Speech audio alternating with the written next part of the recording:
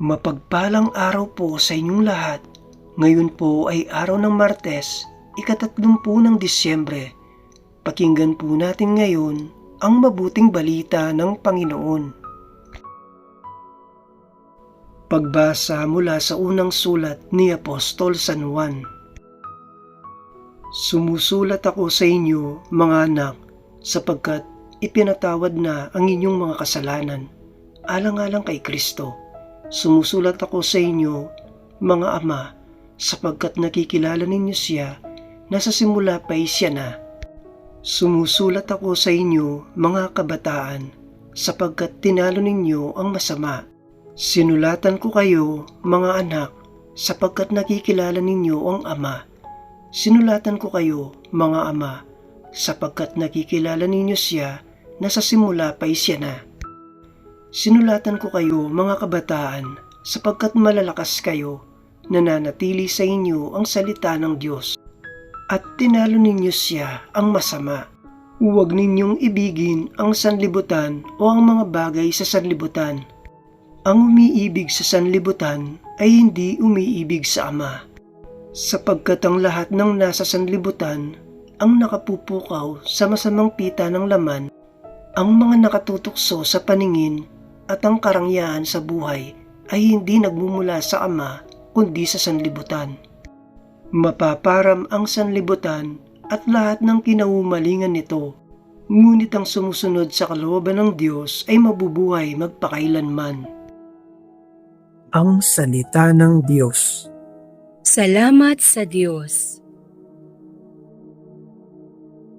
Salmong tugunan, magalak ang kalangitan at daigdig ay magdiwang. Panginoon ay purihin ng lahat sa sandaigdigan. Purihin ang lakas niya at ang kanyang kabanalan. Ang pagpuri ay iukol sa pangalan niyang banal. Magalak ang kalangitan at daigdig ay magdiwang.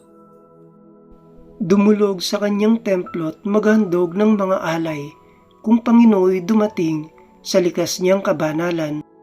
Humarap na nanginginig ang lahat sa daigdigan. Magalak ang kalangitan at daigdig ay magdiwang.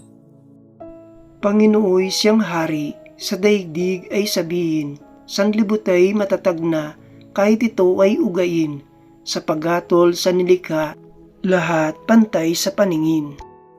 Magalak ang kalangitan at daigdig ay magdiwang. Aleluya, aleluya, banal na araw sumikat, halina't sumambang lahat, sa nanaog na liwanag. Aleluya, aleluya. Ang mabuting balita ng Panginoon ayon kay San Lucas. Noong panahong iyon, naroon sa templo ang isang propetang babae na ang pangalan ay Ana, anak ni Fanuel, na mula sa lipi ni Aser. Siya'y napakatanda na, 7 taon lamang silang nagsama ng kanyang asawa nang siya'y mabalo. At ngayon, 84 na taon na siya. Lagi siya sa templo at araw-gabi sumasamba sa Diyos sa pamamagitan ng pag-ayuno at pananalangin. Lumapit siya ng oras ding iyon at nagpasalamat sa Diyos. Nagsalita rin siya tungkol kay Jesus sa lahat ng naghihintay sa pagpapalaya ng Diyos sa Jerusalem. Nang may sagawa ng mga magulang ni Jesus ang lahat ng bagay ayon sa kautusan, bumalik na sila sa kanilang bayan sa Nazareth, Galilea.